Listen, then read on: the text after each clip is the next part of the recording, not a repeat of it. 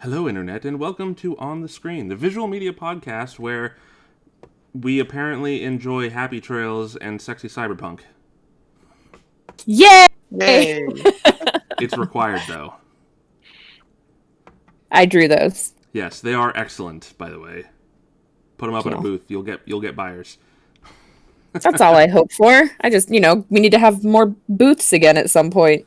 Yeah, and more conventions and things where we can leave the house again. Oh, COVID. Yeah, the blight of everything and everyone. So I'm going to turn on my camera. It's going to be mirrored for everybody, unfortunately. Oh gosh, deception. I don't like deception. Cameraception. So you guys are welcome to view as I switch the screen over to show the wheel. I'm watching it, but I Is want to pop it out. Dude, that's like a legit wheel. Oh, yeah. So I don't remember if I actually shared this with you. I actually did buy a prize wheel, and I made my own insert for it.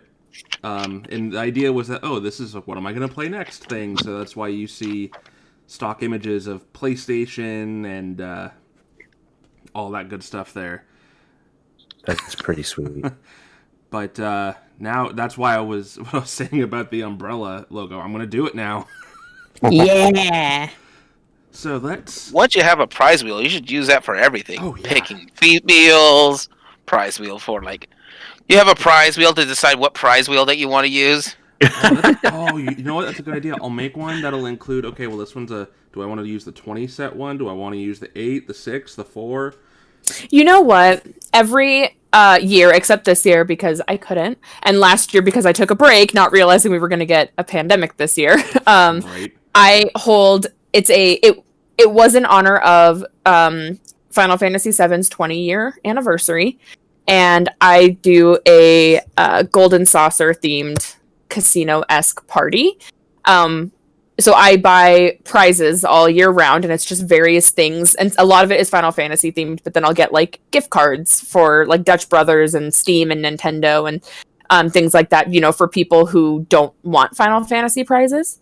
Those people are and weird. then I know, but not all a lot of our friends are there for the good time, not for the prizes. But so I have all the prizes. We gamble with tokens, but we have a really fun Smash Bros. Where everyone's set to AI, but you bet on who you think is gonna win. And then we have a card table. I have a couple Final Fantasy card, not the trading card game, but there's one that's called Chocobo Crystal Hunt. Yep. I'm familiar. And then they've got a Cactuar one they released recently. Oh, I got the Gold Saucer Maybe that's what I'm Cactuar. thinking of, yeah. Is it the one in the black and silver box? Yes, that's what I'm thinking of. Yeah, Cact Pot Party. I just got that one so we could play it at next year's. And then I made a Chocobo Racing pachinko board. I helped. Leo helped. I painted it in 3 days, and it's 6 feet tall. It took a lot of time and effort and work, but it's done, and it's beautiful, and we love it. But having a prize wheel would be really fun for other betting things. So I make it so if you run out of coins while you're gambling, you can just come to the house and go to the dealer or whatever and just get 10 more coins so you can start betting again. But I was thinking of doing something that's it's got prizes. My friend came up with the idea. But it's one of those things where it's got the case, I guess, and then the strings hang down and you pull one of the strings and you get whatever's attached to it. Okay. And then those would have little bags inside that have some coins and maybe some candy or a little charm or what have you, just something a little bag of goodies. But a prize wheel would be super fun to work into all of that too. But also you guys should come to it sometime because it's a really fun party. I think it's easily one of the best ones that every one of my friends likes. We'll have to plan that out for when Jackie and I eventually go out that way. Yes. We'll let you know the dates. I think I usually hold it in August. So we'll see. But anyway, speaking of prize wheels, I just went off on a tangent. That's all good. So for starters, we're going to have the spin again, which will represent audio equipment preferences while gaming. PlayStation 1 will be for games we regret playing. Everyone's got some of those. Some of mine are recorded. For Dreamcast, that will be buying games, digital versus physical. PS2 is pros and cons of crowdfunded gaming. GameCube, favorite video game soundtracks. And the Xbox will be game releases overshadowed by other titles. So let's spin the wheel. Whee! Go wheel, go wheel, go. And we got the Dreamcast. So, okay. First one will be buying games, digital versus physical. And our second one will be...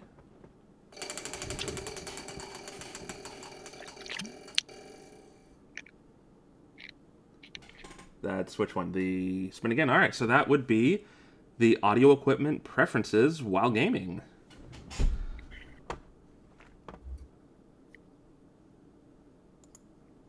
All right, then. So, I will now switch this off. Boop. And I will... Back to art. Yes, back to the glorious art. And I'll turn that off. There we go. So...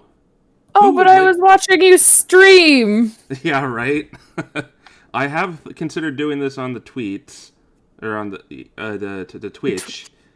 Twitch? Can you stream on Twitter? No. No. Shucks. Well, that's a missed opportunity. All right, so buying games, digital or physical? Who wants to start with their preferences and why on this one?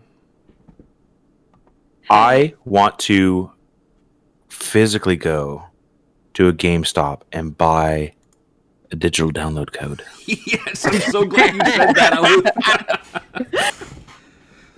Yeah, you know, and it's interesting too that this is a thing because recently they announced the Fire Emblem 30th anniversary. It's the first time they've officially localized the original Fire Emblem for U.S. sale. And it's available digitally for pre-order, and it's like $6 on the Switch. It's like a stupid good deal. Or you can buy a physical collector's edition through a number of retailers that has all kinds of little goodies in there, but has a digital voucher.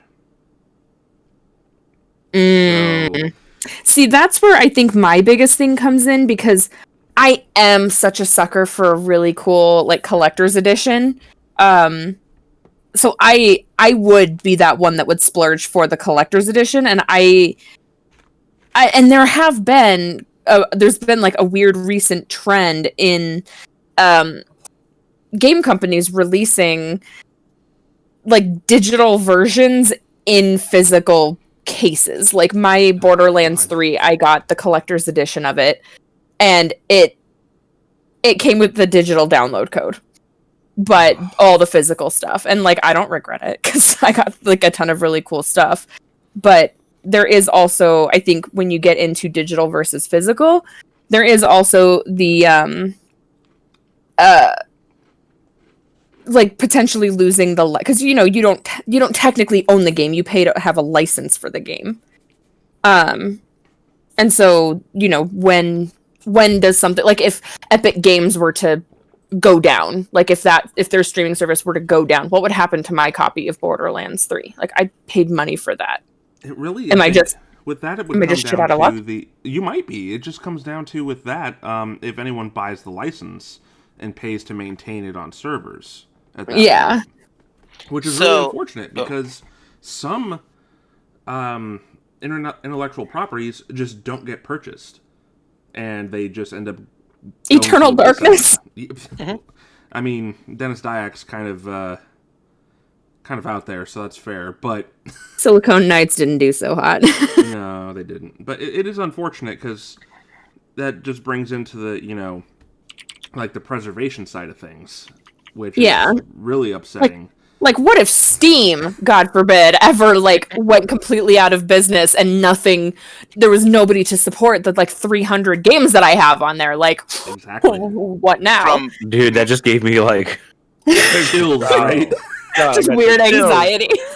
Well, because like there's any service that's done that as a digital based service, they actually do not have the or do not have the requirement to continue to provide the service if their entire system shuts down. I remember it was a big thing when Steam first launched their store panel, and I don't know if they've changed this because I haven't read their rules in the agreements for a long time.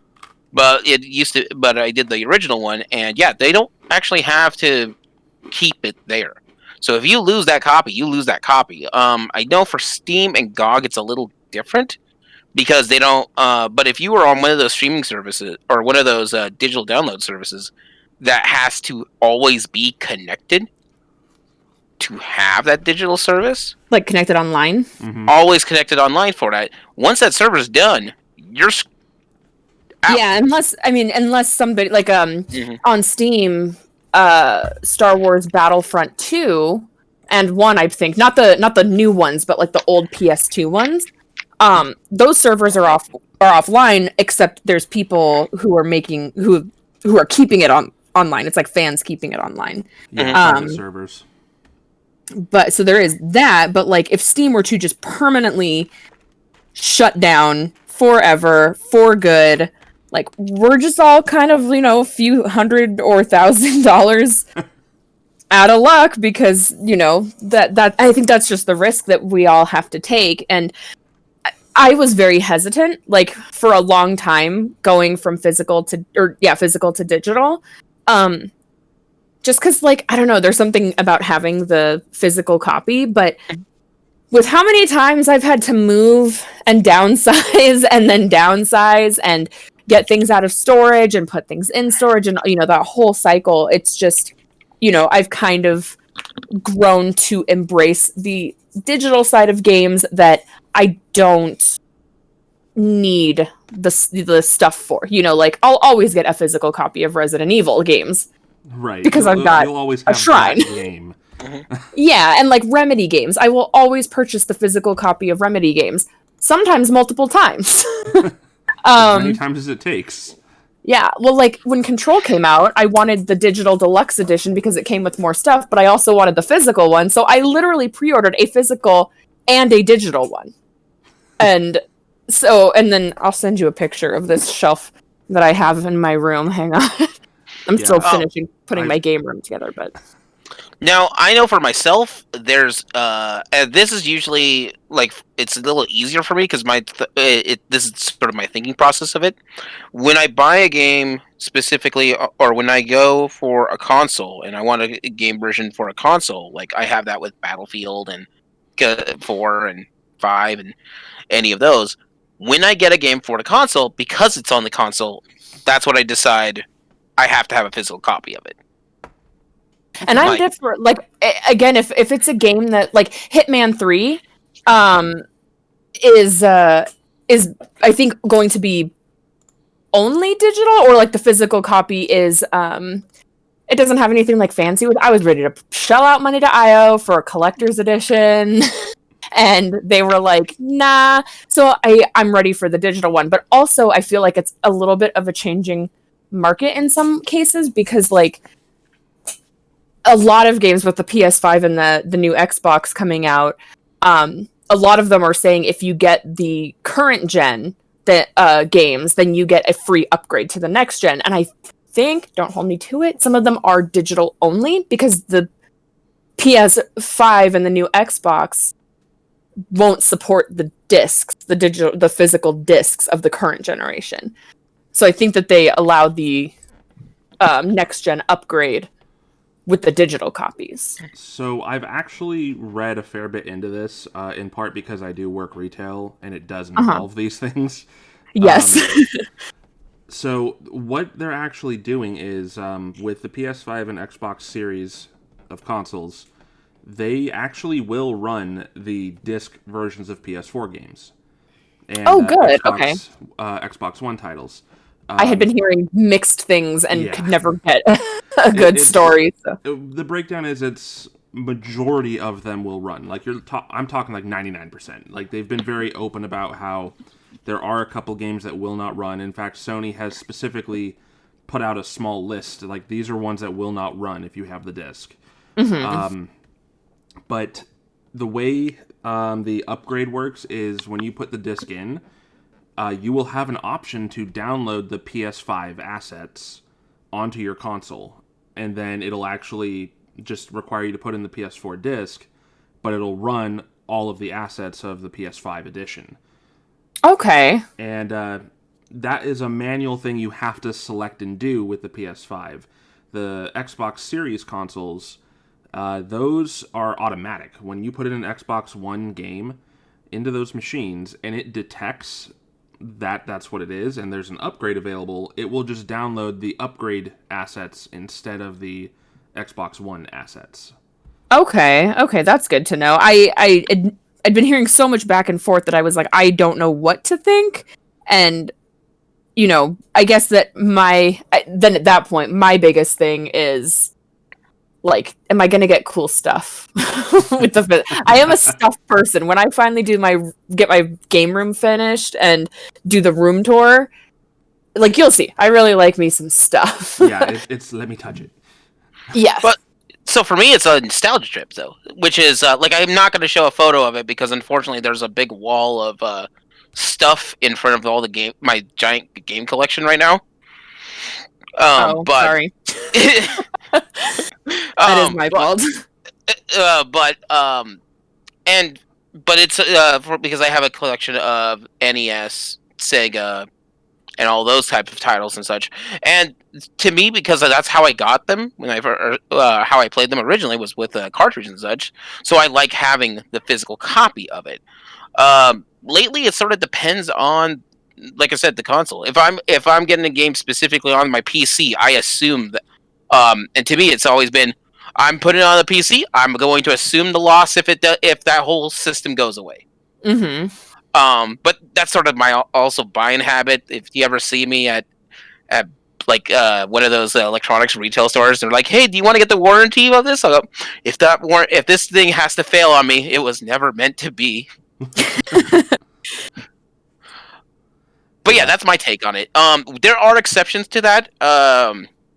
Like, even though, like, I'll get, like, sometimes a physical copy and a digital copy of a thing, but it's usually something very retro, like black and white. And that's because the physical copy takes so much more effort to get it to run. On modern hardware, yeah. On modern hardware, instead of just, I could buy it in GOG for, like, $2, like, a couple of bucks, and do that. But it's a much older game, and that's what GOG does, so... Yeah, and it does it well because they're all DRM free. So it's like, here's an exe file, have at it. You want to change it? That's all yours. That's how that works. I literally have a series on GOG that I played on our old DOS computer. Nice.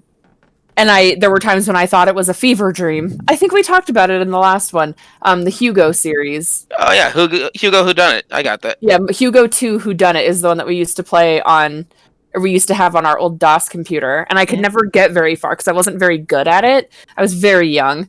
And so when I saw that GOG had the whole Hugo trilogy, I was like, that's mine. It was like $5 on sale. And I was like, man, even if these don't hold up, like, I'm $5 out. You're like, it's worth it. Yeah. So it's been a few years. I should play them. Yeah, there's definitely, for me, it's a sense of ownership because like we've all been discussing, when you buy it digitally, you're buying a license. You're not buying a product. Yes. So, and with those licenses, they're limited liability. So it's like at any point they can choose to yank the license. If because that company's license with other things goes up. Like the issue we ran into with Alan Wake for a long time. That game had to be pulled due to musical licenses with the fall. It was quite a few of them, actually. They never thought about needing to renew the licenses, and so they just never talked to a bunch of the artists, and then finally were like, can we get those back, please? Yeah. Yeah, so I appreciate that because it means I can continue gifting Alan Wake to people. Yes, everywhere. But I think I've literally gifted like that game 20 times. I went through my Steam account and counted. Oh God. And like it goes on sale for $2.50. I'm like, guess who's getting a copy of Alan Wake? Literally everyone who doesn't have it. Like someone. Meeny, meeny, miny, you. Yeah, so I think in that instance, yeah, like we are with digital. I think like signing up for Steam, you understand, that what you're risking, and like me putting, that's why most of us I think get stuff on sale, but I would still be curious to see how much money I've spent on Steam. Ugh. I'm not curious to see that. Don't tell me. Don't want to know. I think I'm going to try and figure it out on my side, but there's yeah, actually a website that I don't remember where it was. I've heard about it, where you can put in your Steam name and it will. Will it read which ones were like gifted to you though? Because I've got quite a few that were gifted to me. So what it was is it was a thing that determined the value of your account, and in doing so, it would basically just track whatever games and add-on content are attached to your profile, and it would just tell you what their rates were combined. Oh. So it tells you like, oh, my Steam account's worth like $1 million because I have 600 games. Now, is that based upon the current market standing for those, or I when believe you it's purchased the current it? standing. Okay, so like, I spent $1 million on it. Most of these games are only $1. Now, dang it. Yeah, it's like, based on the current. So like, if someone wanted to get up to your level, if you will, it's like, okay, well, if I wanted to get all the games they have, that would cost me $982,432. I don't feel like that's an exaggeration. Well, Humble Bundle kind of has, made that a thing for us. Oh gosh, Humble Bundle. I got the Alan Wake one on Humble Bundle because I was like, I want all the extra stuff. Don't mind if I do. And I'm just waiting for that moment when you're coming in here. I go, yeah, and you just tell me that I got this new statue. That's a statue of Alan, a guy named Alan, and a guy whose last name is Wake. Yeah, but I put them together. Therefore, I have an Alan Wake statue. It's a picture of a guy named Alan surfing a wake. Good enough. He's surfing at a wake. He's like crowd surfing. Oh God! At a wake. I was thinking more along the lines of wakeboarding, but we'll go. I hate to tell you this. I went the same way that Zombie Hand did. So you guys are morbid, and I love you. Aw, we love you too. Ooh, Aya's having a sale on Steam. Oh God. Guess who's getting Hitman 2? I already have it. Let's bring up an interesting point. It's $5 for Hitman Absolution, y'all. And Yieldman knows this. For this, with this, there's a convention that me and you go to every so often in Tomato Man. RetroCon. Yes, the Retro Expo. Retro Expo. So there's always a booth there, and this is a company. I can't remember their name, but I remember one of the things they did was take digital copies and gave you and helped you convert them into a physical disc. What? Really? Yeah, they retroactively did the thing. Huh. So that way, if you got a digital, but it was meant for like games that were only digital, that they would be able to give you make a copy of your digital profile for it, so that way you still had a physical copy for it that you could play elsewhere. Interesting. Mm-hmm. I never caught that booth. Now I'm curious on who that was. Oh yeah, they're there every year. That's how I know about it, is because I thought about it once or twice. And sometimes digital is the only way to go, especially for things that are like international based games that aren't going to come over to the US for any reason, or vice versa. Yeah, like there's no other. Sexy Beast 3. Yeah, especially with things like chips and conversions and such. At that point, that's a little different. If you happen, I've got my fair share of copies like that, but I'm never going to be able to play them. But I understand that. So getting a digital version, or especially if they're pre-translated and such, that's the thing I have to get into. Very true. So because that's none of that. No, that is box art for it. Let's see if that's a tiny one. Nope. Also, Outer Worlds is on Steam now, and I'm like, well, maybe I'm moving Chad over to Outer Worlds. Not Chad. Did I tell you about Chad? No, who's Chad? Chad is one of my Outer Worlds characters, but I bumped all of his Oh, okay. No, his no, you did tell me. intelligence stats into the negative, so I get the dumb options. The lovable oaf kind of thing. Oh god, he's so wonderful. I love him so much. Oh man. Okay, I'm getting ready to calculate how much my Steam account is worth. There was one of them that was like, You found hit it? I found one of them. But there was one that was like, when you hit the calculate button, it goes, prepare to be or get disappointed in your life. Oh, so what about you, Yielden? Joe, which way do you fall on this topic? At least for yourself, for physical versus digital. So there's two different ways I'm going to answer it. One is what I think about it, and then one is what my history has been, because they're not the same thing. That is very fair. Fair. So thinking about it, just from my own life experience growing up, trying to stretch my dollar as much as possible, to me, physical copies is the way to go, because even though there's diminishing returns on, you bought it for full price, years later, if the value didn't decrease too much, you can at least still get some money out of it and put that towards the next thing. So I say that, but in reality, being a PC gamer and having a pretty good library on Steam, my track record has been digital. But prior to being a PC gamer, I was on the consoles a lot. And so, I've been a PC gamer now for like 4 or 5 years. But before that, it was all consoles. And like the vast majority of what I had, my library was physical. And it was mainly because, as a family man, my budget was very small for video games. So it was mostly either buying them used, or if I were to buy them new, the intention was I'm buying it physical because I know I can trade this in later and then put salvage money together for the next copy. So that's my approach with it. But now, being like later in life, PC gaming, digital copies, especially on Steam or other websites like GOG, whatever, you can usually pick up games that aren't all that old at like a way cheaper price than just like the sticker price when they first come out.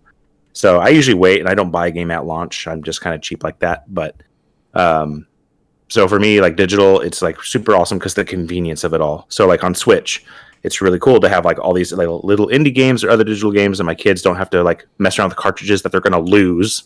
Oh, God.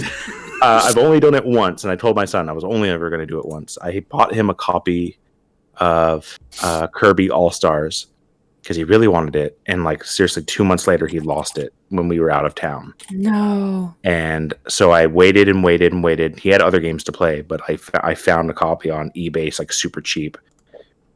And so I picked it up, and I was like, this is the only time. I was like, if you lose another game, we're never buying it again. Please don't lose them. It's not cheap, Oh, so, man. Yeah. Anyway, it was a good life lesson, though. We had a good father-son moment, so it was great. I found out how much my Steam account is worth. Oh, should we all do that? You should link the site so we can all check. I'm curious. Yeah. As long as I don't have to give him my social. That's cool. No. The only thing is I had to set my Steam account to public. I'm about to go private it again because I don't want it public. Okay. So you do have to change your settings. But mine is worth $4,490.99. Damn. Okay. 307 games. But it is going like Nier Automata was gifted to me when it was it was gifted to me when it was full price. But that was when I was like super duper sick, and one of my friends gifted it to me to play while I was getting better. So that's $60. Technically not my money. That's just the worth of my account. Like you had said, it just calculates the worth of my account. Well, one like could Persona, argue, though, you've gifted however many games yourself, so I mean it's got to balance out. True. Yeah, Persona 4 was also a gift, so that's $20 there. But yeah, that's that. So $4,490. All right. Well, that's okay. So where do you go to change it to public? So you have to go in Steam. So mine's listed as Zombie Hand, but it's that fourth tab. You go to your profile, and then you go onto the right-hand side. It says Edit Profile, and then you just go into your privacy settings. Oh, edit profile. There we go. All right, I'm figuring it out. Yeah, and then I'm changing mine back to private. Oh, I'm already and public. Friends only. I'm changing mine back to friends only because I don't know why.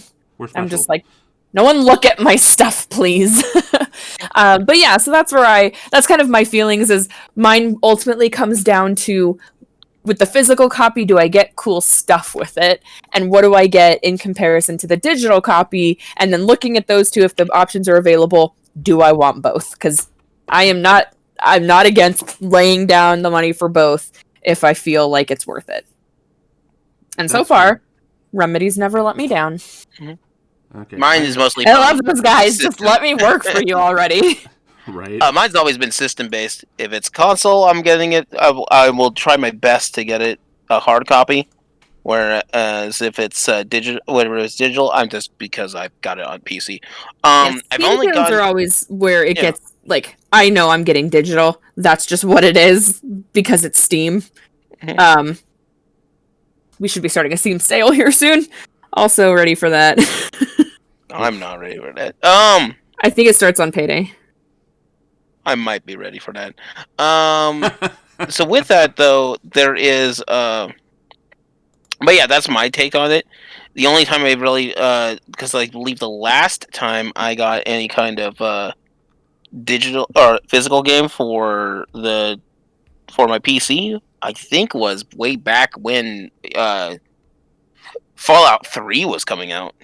Oof. But that was it, and that's because I got the super cool special edition. Right. Leo, what's your username on Steam? Yeah, I'm trying to calculate mine, so it's not going through. Yeah, it says there's an error with the submission. Are you Low Gecko? No, there's a different one. Well, You have to use like your URL ID, like mine's Cybernetic Denim. So another thing you can do too is when you view your profile, you can right-click on your background and copy page URL. That's what I did. Ooh, I got a new background for my profile. Oh yeah. Yeah, because I was using all those Steam points that I didn't know what they did. Oh yeah. So I have the RPD as my background. I got that one legit. I'll have you know. So There's a. I'm Brandon, and I got mine legit. So are we still on this topic then? I'm kind of lost now. Sorry. yeah, so okay, my Steam account's value is $5,669 and Oh, damn. Pardon me, 16 cents. Damn, yours is like 1,000 something more than mine. Yeah, and a fifth of the total. Pardon me, did I say a fifth? Let me correct that to almost half of my hours put in, maybe closer to a third, are on PUBG. We can't all be perfect. Yeah, I know. I'm not Woody though. Woody has like 500 hours. I've only got 183. I think mine currently goes. Most hours? Yeah, Leo's gonna top all of us. Leo's just gonna win at all of this because mine goes Persona 4 with 281 hours. Oh, Mass Effect. I am gonna go through it one more time because I'm determined to plat that one. oh my god. Mass Effect 2 has 107. Borderlands 2 has 98 hours. Nier Automata has 62. Quantum Break has 58. Those are my top games. Yes. Leo. I don't want to talk about it. Yeah, Leo's gonna own all of us, I think. I just looked at it and like, oh no. Well, because I think Leo's top game has like 1,400 hours in it. Pretty close. 1,471 hours. XCOM 2. Not surprised. Not surprised, but I realize that's 1,471 hours I blew on this one game. Yeah, I mean, you love it, so whatever. the game's I mean, dope, I do. so it's fine. And it's super dope. It's super cool. I just realized how, oh man, that's a lot of hours I threw. There's a certain point when you're like, no longer where it's like, oh, I just put 100 hours. Well, over the course of several days, sure. That's like half a year right there, I guess. You've also, how long have you been playing XCOM 2?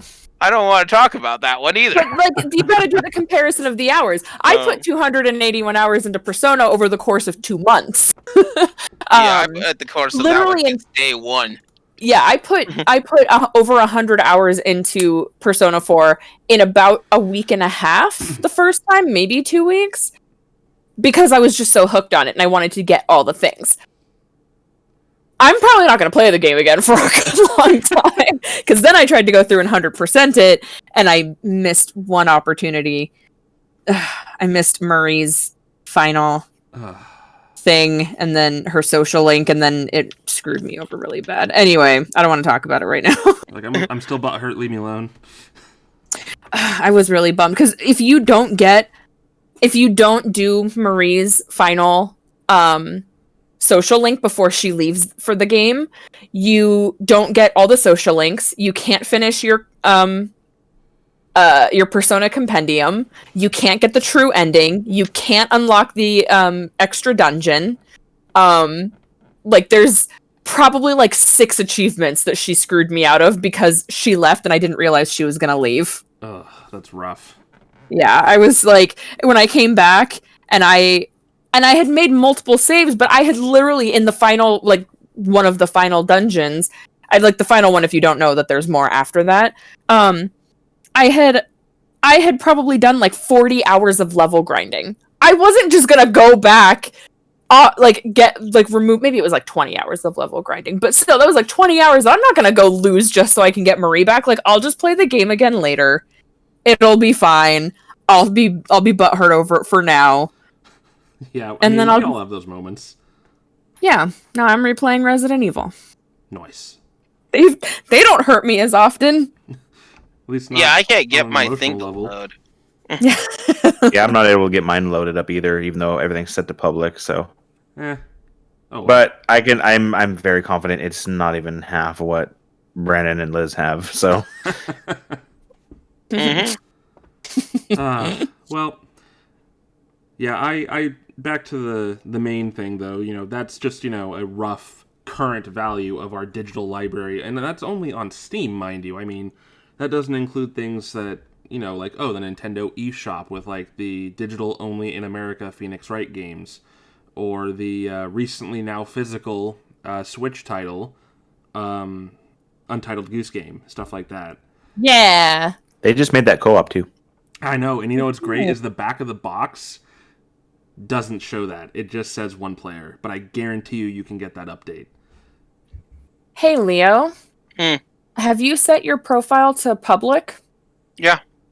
All of it? Like, you went through every single option, none of them say friends only?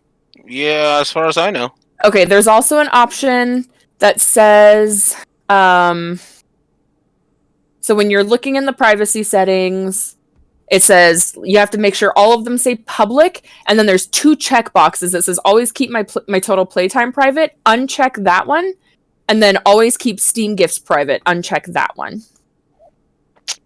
Wow, that's specific. Jeez. Yeah.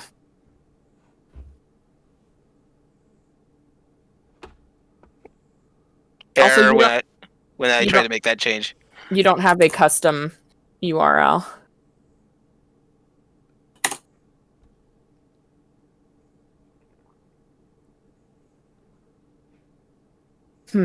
There we go. Now I've got them all finally listed to all the individual ones listed to public. Let's see. Ooh, now it's calculating. I'm calculating it for you, Leo. Oh, you did it? Oh, wait. It says that you might still be set to private. Hang on, I'm reloading. Reloading. Grabbing peels. Grabbing puke? Pails here. I hate Hey, y'all got some peels? Francis, is there anything you don't hate? I don't hate this. I don't hate this. Yeah. That's so good. I love Francis. Oddly enough, that's my middle name. Maybe that's why I like him so much. Oh. Francis. All right. Get Well, your moving ass back on. over here. All right. Anyway, we got very far off. Yeah, it's all good though. It happens. Yeah. I'm a big a big push for physical myself, but I mean, if there's no other option, I'll get it digital because I still want to experience the game. Right. So, I'm the same. and then if it comes out later physically, I'll buy that too. Yeah. And I've done that a few times. Much like you with getting a physical and a digital pre-order, I have done that with a total of 3 titles now. 3. The first one I ever did that with was Resident Evil 7. Got the digital deluxe, got the Mansion Super Edition from GameStop. I have the Mansion one too. It's so good. I love that music box. I know. I'll take a picture of my Resident Evil shrine for you once I finish. I'm stoked to see that. Yeah. The next one was Resident Evil 2 remake because I had zero patience for that. I'm like, nope, it's happening. So I got the US collector's edition from GameStop, got the digital deluxe day one, and was playing that at 9 p.m. the day before its official release because of time zones. So good. And I could not get enough of that game. I still think it's probably one of my favorite games of the now soon to be previous generation. And then I did the exact same thing with another game that is one of my favorites of the generation, which is Final Fantasy VII Remake. Yeah. I got the Soldier First Class Edition. I did not, but I did get the collector's edition. Sorry. Bless you. I tried to mute my mic. It's all good. And then I got the collector's edition of the soundtrack because of course you have to. Because of course.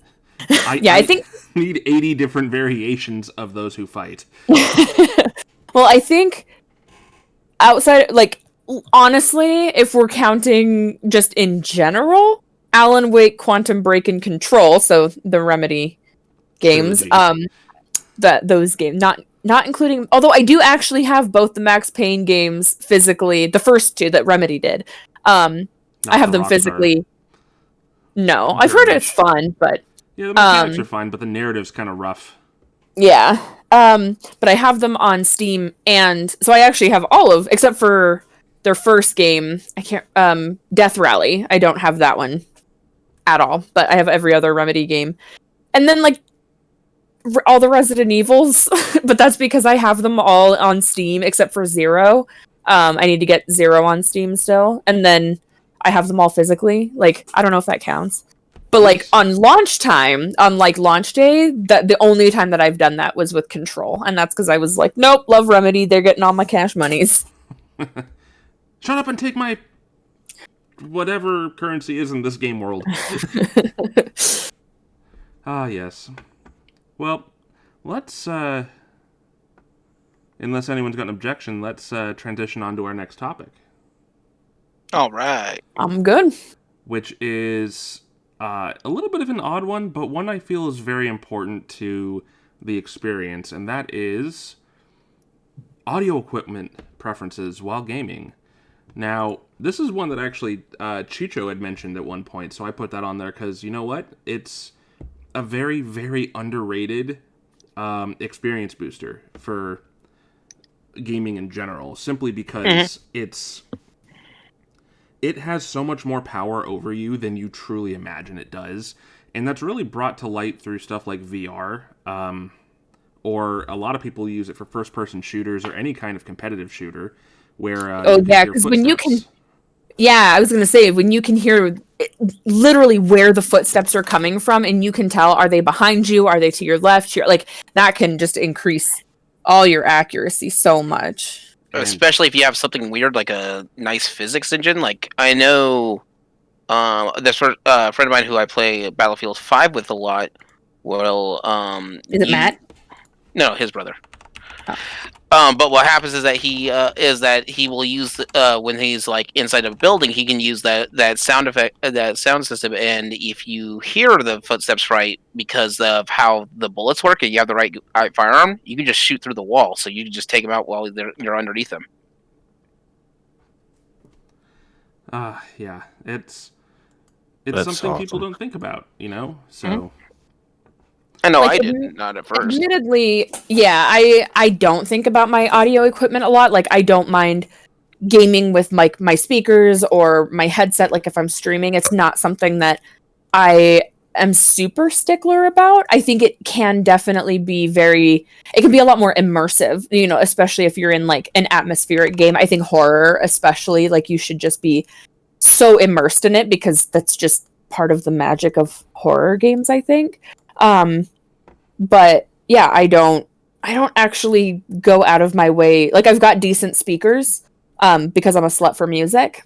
So I have, decent speakers that have decent bass on them. And then I've got a decent headset because I want something comfortable while I'm gaming for a long period of time, or like we do when we end up talking for, 2 or 3 hours, or that one time we talked for 5. What? No, that never happened. And so, that's kind of when I care the most, is it's like I need it to be comfortable, especially when it comes to streaming, because like for Extra Life charity, like I'm potentially going to be streaming for 12 hours and I need my headset to not hurt my ears. Yeah. So I think that's mostly where I start caring about audio. But outside of that, like as cool as it would be, like to have a really big sound system and have, like the surround sound, my sister and her boyfriend at their house, they have speakers that are like behind the couch. Ooh, that's good. Yeah, so there's like speakers by the TV, there's speakers on the sides, and then there's 2 speakers behind the couch, but they like come up over the back of the couch so they're not like muffled. And it is so amazing to like be playing a horror game and just have the sound right behind you, or even watching a horror movie and having the sound behind you is so incredible. But like I think that's mostly it for me, is I should be more of a stickler and I should like give more in, like put more into it, because I like, I like feeling immersed. I just don't, because partly I don't have the money and partly I don't have the space. That's very fair. So how about you, Chicho? I mean, I know this was something that you kind of wanted to bring up because I'm guessing it's something to do with blocking out the noises of your children. I don't get to play when they're awake, so that's fair. No, just that was a joke. Of course, but I can't enjoy playing while they're awake. Sure, you can, as long as they get to play too. Yeah, exactly. Yeah, well, that's actually really true. Except the fact that my 9-year-old is now starting to beat me at Mario Kart, and I don't want to admit it. But yeah, I need to get more time in there. Oh, just invite me over, man. Let's do this. Yeah, we need to crush him in a very loving way. So, yes. Audio preferences. It's one of those things. I think a lot of people probably don't even give it a second thought. When it comes to like media consumption, there's, most people are probably just like, oh, hey, let's watch this thing. Okay, we're gonna watch it. They might not care what the resolution of the TV is, or like, is it HDR, or what kind of contrast ratio it has, or the audio, whatever, 7.1 surround sound, whatever. It has speakers on the TV, right? So I'm like in that same camp because, one, I don't really have the finances to get like the latest and greatest in audio and video. But secondly, it's just like, it's not that important to like enjoy whatever I'm consuming, whatever media it happens to be. It helps, but it's not like I can't enjoy this game or this movie without it, right? But that being said, I remember the first time that I experienced a difference with audio, and I was like, whoa, this is like a whole different game, was when I got my first Game Boy Color, and I plugged in headphones when I was playing Pokemon Yellow, and I was just like, there's like bass in this chiptune music. Well, obviously I didn't know the word chiptune then, but still, like my whole idea of like, because I had already had so many hours in this game, I don't even know, but I'm guessing probably like easily 200. I was really proud of myself because Pokemon Yellow, I actually got all 151 Pokemon. I was very proud of myself. Congratulations. Thank you.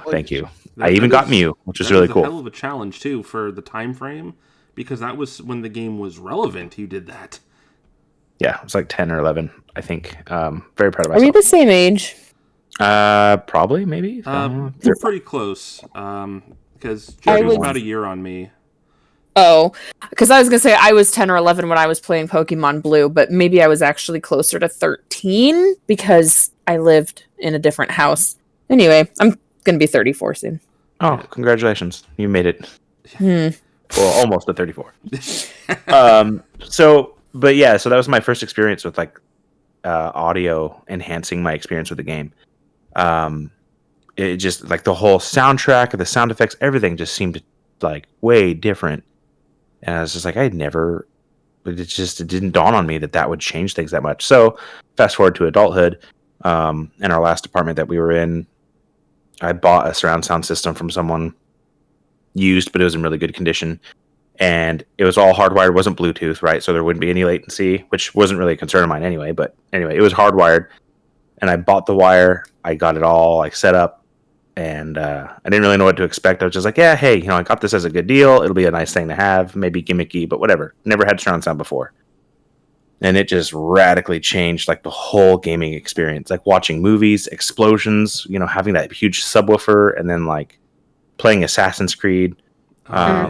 Birds flying by, and like the actual sound, it sounds like a bird is actually, it's quiet, then it's louder on your left, then it's kind of centered, and it was just totally added a whole new level of immersion. And so once we moved, I had to take all that stuff down, and I haven't put it back up because it's just too much effort. Oh, that's rough. I was gonna say, I don't remember you having that stuff hooked up, but I remember it when you were living down the road. Mm-hmm.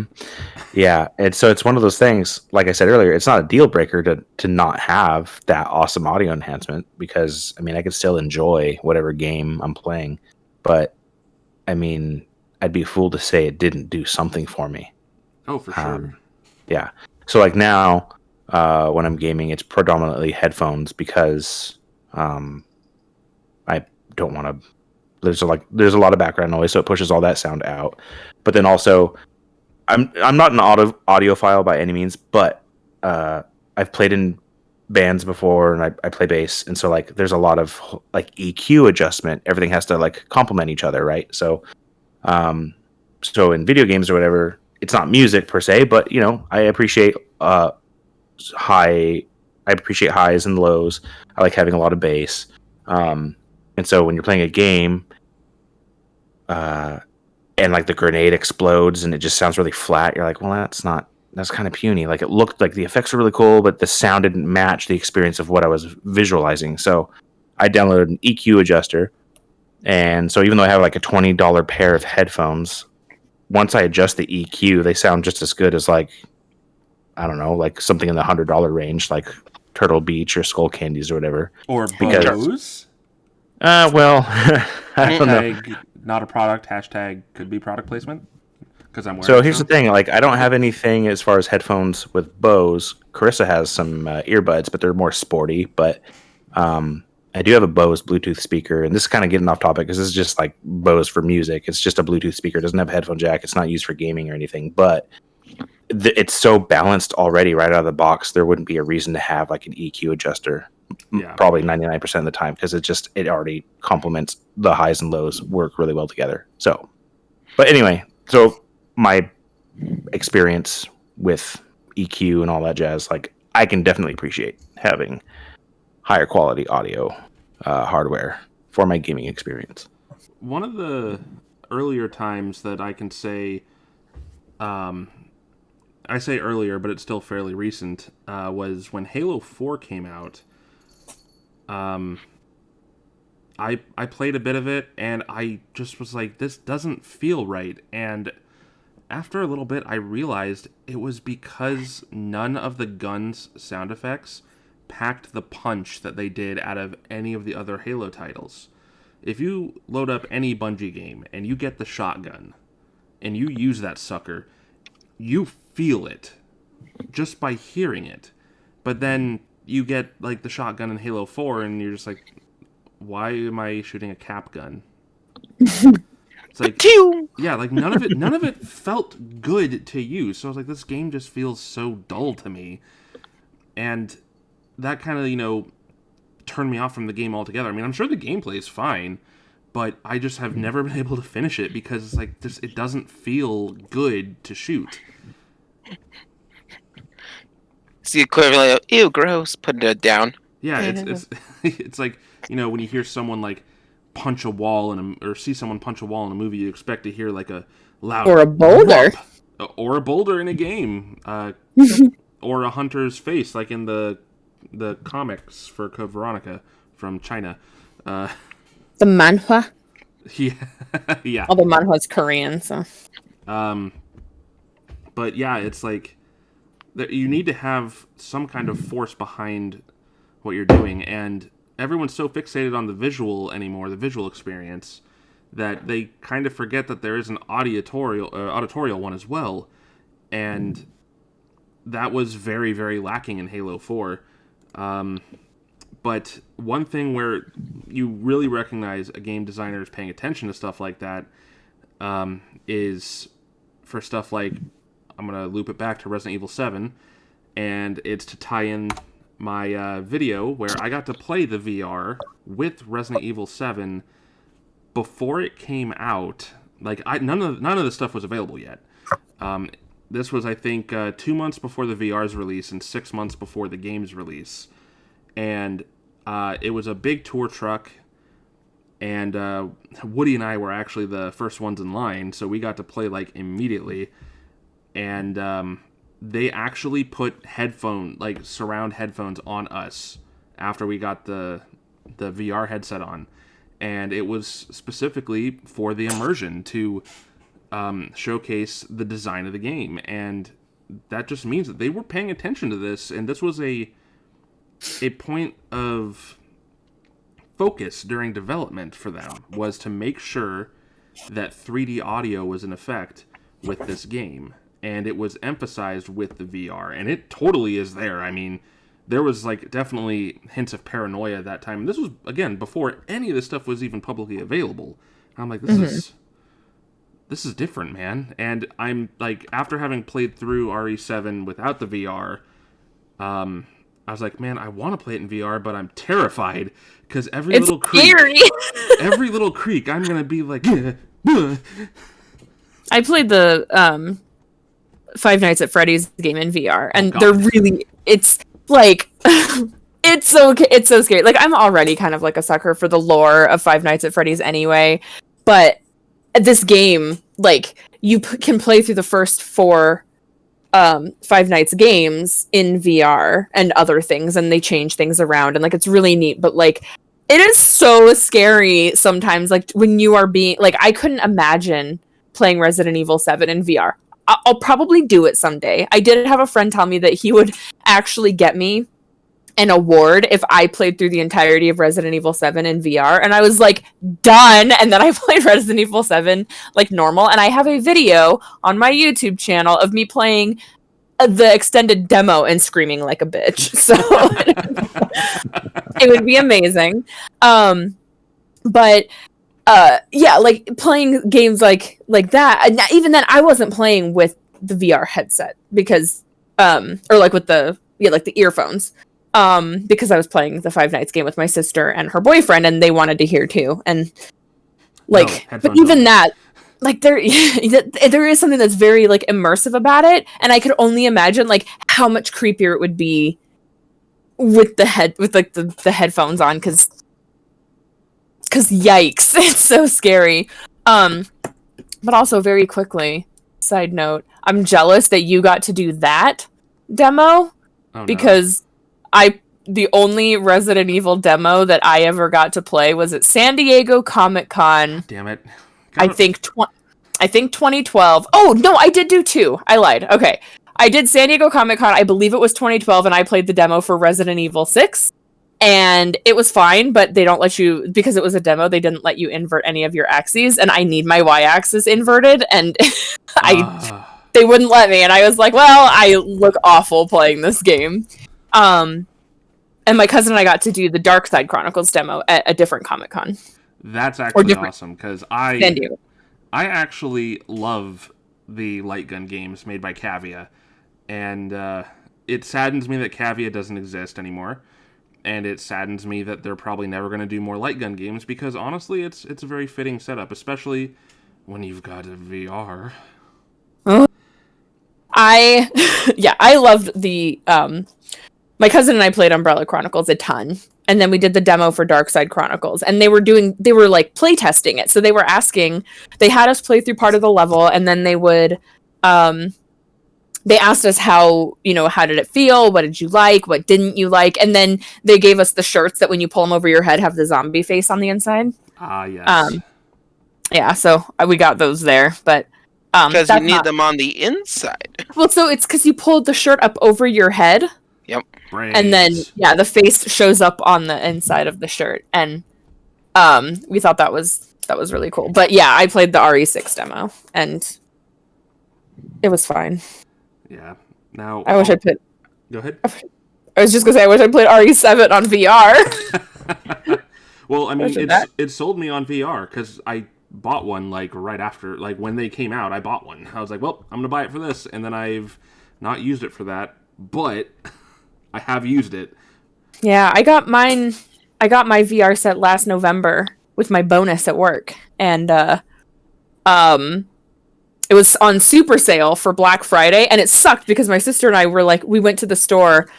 Oh, this was really terrible. We went to Target because they had it on sale for, I want to say it was like $140, and it came with like 5 games, and like that's pretty astounding considering it's like $200 normally. Jeez. So I went to go get it, and the store was just packed, and my sister was like, I will do literally anything if we do not have to be in the store anymore. And so I found it online. And so I reserved it for myself, and I just instead of waiting in the store for it and trying to figure out how to do literally anything, I had them set it aside online. I paid online with the sale price, and then I just went in and picked it up and we left. But I feel like karma hit me because I got bronchitis for 2 months the very next day. That's rough. It sucked. I took a week off of work to try and because I took that Friday off of work. I took Black Friday off. Not for this, just I wanted a 4-day weekend. And then I ended up taking the following week off of work. And I didn't get fully better, and then it just smacked me really hard at the end of January this year. And so the last week of January and the first week of February, I took off of work. I ended up going on short-term disability leave because I was just dying. It was awful. Nuts. It didn't go away. I got my VR, but at the price of 2 months of bronchitis. It was bad news bears. No joke. Now, Chicho mentioned feeling the bass, and I gotta say, I have a decent sound system. It's only a 2.1. It's a Polk Audio, and I have only used my subwoofer a handful of times, but the times, because I live in an upstairs apartment, so I don't want to be that dickhead that, is blasting high bass stuff down into the neighbors, even though they sometimes sound like they're playing drums on the, common wall. And I played Titanfall with the subwoofer on, and Hoga gods, man, that was such a great feeling, because when you call in a Titan and it just drops in, I mean, you hear like the little flickers of the thrusters for it dropping, but then when it hits, you got that big pounding boom from that impact. And man, do you feel it with that subwoofer on right behind you, and it's just like, ooh, this is going to be fun. That's funny. But I'm not laughing at you. I'm laughing with you. So. Oh no! Oh, it's one of those things. It's like you get the chills. It's all about emphasizing and expanding on the experience in ways you don't expect. Right? You don't expect audio to play that big of a role in what is supposed to be a visual experience, but it can.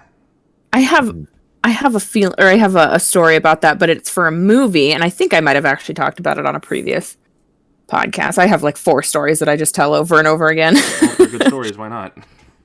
Thank you.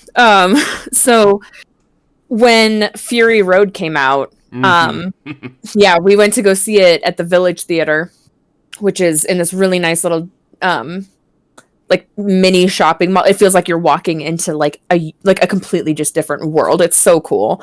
And they have just surround sound speakers, and it was incredible. And you just like, we watched Mad Max and it felt like we were inside the movie, and I was so pumped. And then like 5 days later, I went to go see it with my sister and her boyfriend, but we went to Edwards, which at the time hadn't like amped up all its stuff to be like cool and have like the recliner seats and all that. And so they had 2 speakers coming out of the front of the theater, like on, I felt like somebody was playing it out of their television. And I was like, this is such a different experience, because I didn't feel as hyped about it. And like, that movie's incredible. And like, I don't know, there was just something about not having as dramatic of a sound. And when we were at the Village, like, if we leaned over to say something, we had to like practically scream it at the other person just to be heard over the movie. But in this one, I was like, if I said anything like, hey, people up front could hear me. So it was just a very different experience. And so, yeah, like, I think I completely agree that maybe you don't expect the sound to play such a big difference or such a big role in it, but then it just does. Yeah. One for another, speaking of movies, at least for audio,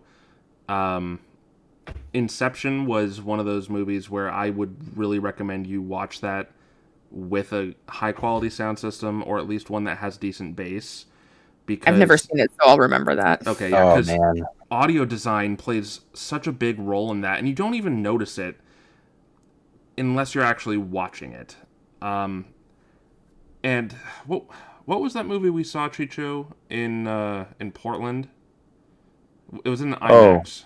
For your bachelor party? Yeah. We saw Superman versus Batman. That's what I thought. Yeah, I was gonna say it was Batman versus Superman, right? Yeah, that has like decent like sound design in that too. Just because you've got, you know, effectively a superhero, not effectively.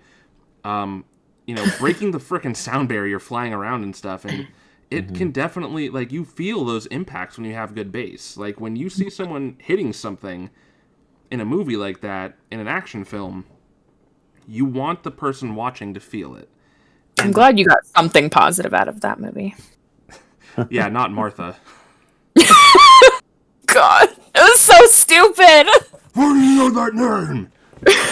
Because Martha's not a common name. God. Oh, gosh, being anyway. Said, mad props to those actors, because I think Henry Cavill is excellent, and I think Ben Affleck is better than people give him credit for. I think he's an amazing actor, especially for Batman. I thought he did a really... Yeah, and I feel like most Batmans, you get either a really good Bruce Wayne or you get a really good Batman, and I feel like he struck a good balance for both. I thought he did a good job with both. I am, however, excited to see how Robert Pattinson does. As based on that one trailer, I think it looks good. Agreed. I also like somebody, because like I did notice, you know, he still has the dark makeup around his eyes, and someone mentioned that that's like kind of a Batman thing. Like when he has the mask on, he puts the dark like makeup around his eyes. Underneath it, but nobody actually like sees that when Bats takes off his mask, and so it's really neat with it.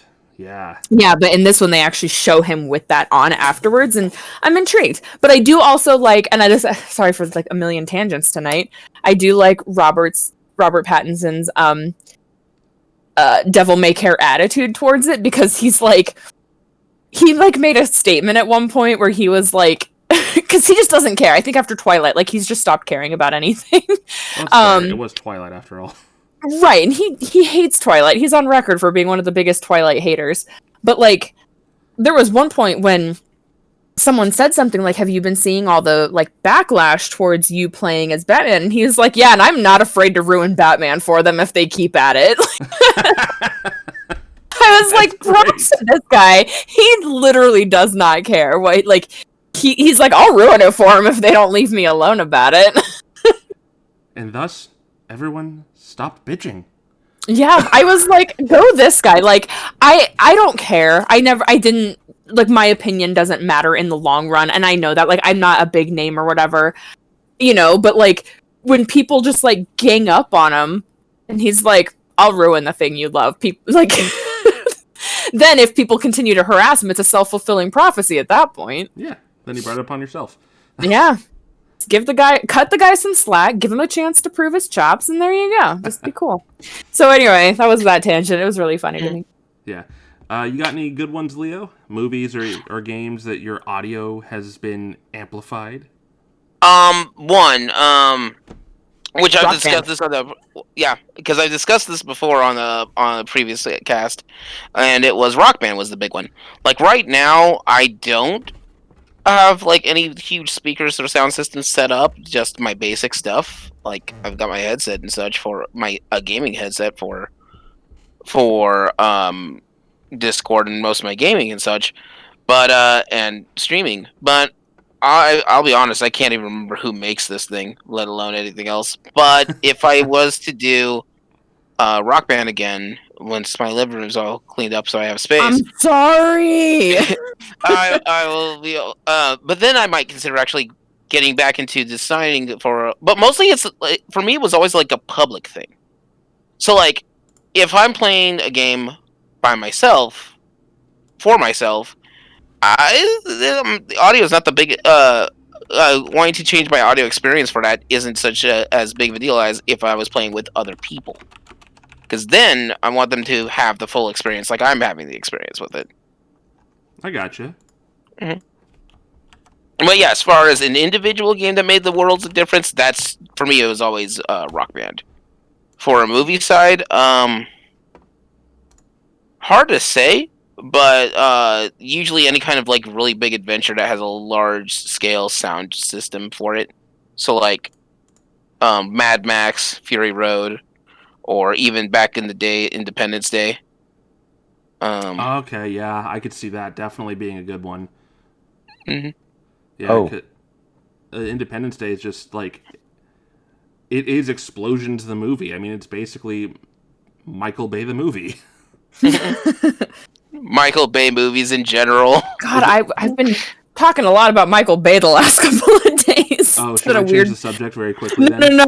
We were just earlier today. Me and Leo were talking about Teenage Mutant Ninja Turtles and Megan Fox and Jennifer's Body, and it was the weird thing. But it was a whole lot of Michael Bay has been happening lately. Was it Jennifer's Fox? I mean, Megan Body? Fox. What? I don't know. Where am I? I think you've had enough, sir. It's Megan Fox. Jennifer's Body is the name of the movie.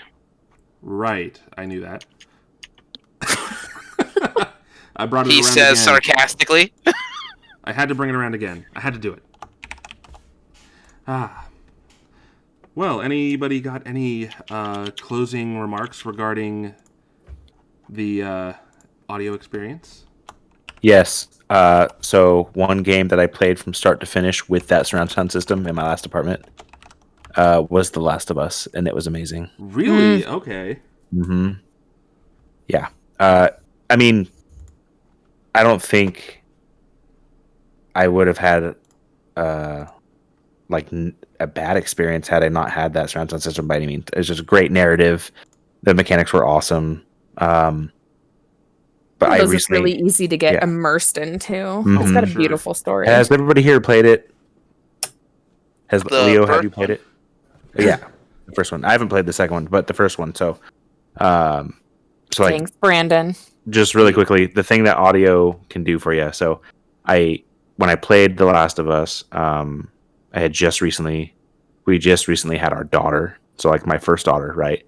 And obviously the whole story of the game, we all know that whole father-daughter type thing. Oh, man. So yeah, like just that being already so emotionally invested in this narrative, and then having like having adequate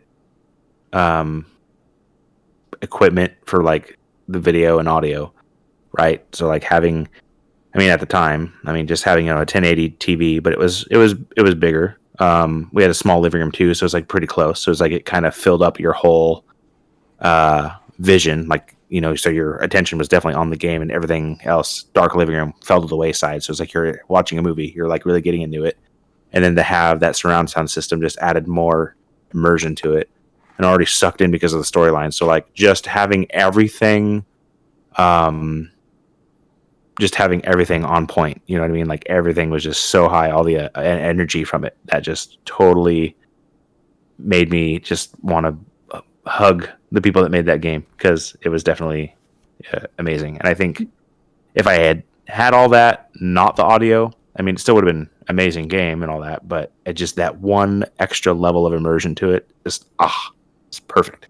Yeah, there is something about a game like that where when you get that level of immersion. I think, like I said before, I think that good audio does really well for horror games. Oh yeah. I think Last of Us is like borderline horror. It's not particularly scary to me, but yeah, it's more suspenseful, I think, maybe a little. And emotional. If you allow yourself to get that way, I mean, you can sit back and be like, it's just a game. It's definitely not Dead Space by any means, but nevertheless.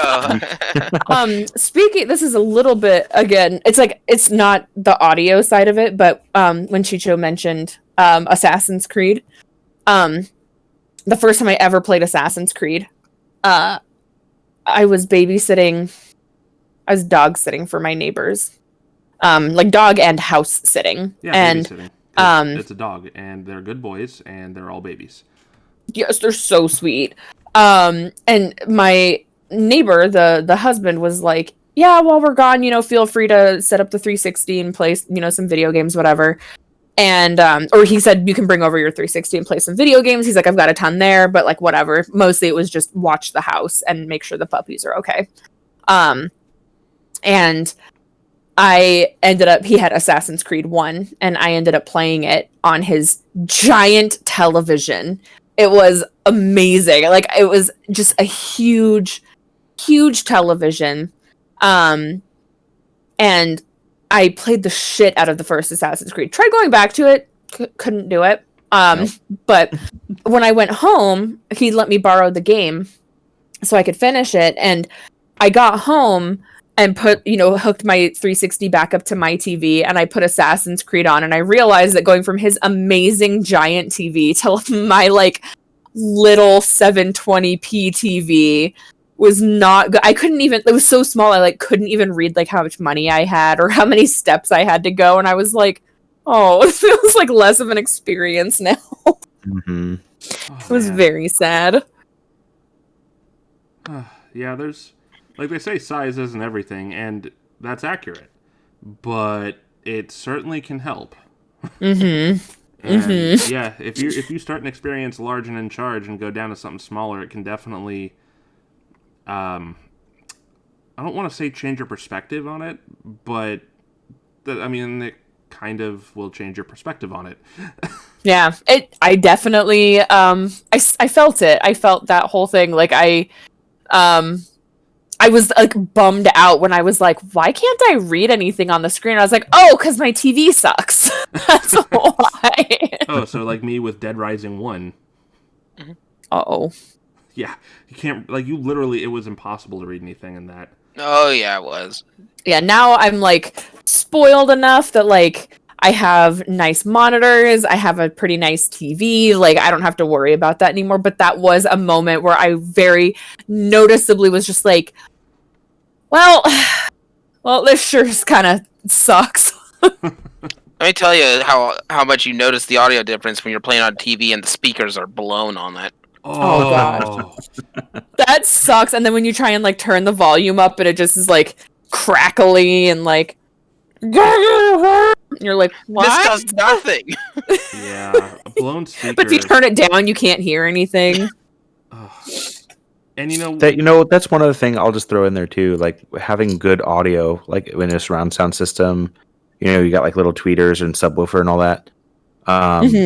In my experience, I never had to touch the volume. Like if I was watching a movie or playing a game with a surround sound system, there was never like, oh, this part's too quiet, so I gotta turn it up. Oh, now that part's over, now it's too loud, I gotta turn it back down. When I'm playing through just my TV, there's so many moments where it's like, okay, I gotta crank this up because there's dialogue going on and they're kind of quiet. Oh, look at that, a super loud thing just happened, so I gotta try to turn my TV down real quick because I don't want to wake up everybody. But when you have good audio hardware and it's already all balanced, you don't have to touch the volume. Yeah, Leo, what was the one movie that we all tried to watch at one point, and it was like the sound mixing was just the worst on it? I'm trying to. Was it Resident Evil Final Chapter? Gross. It was me and Krista watched it together, and I ranted about how they retconned the one thing that they hadn't yet retconned, and I was so mad.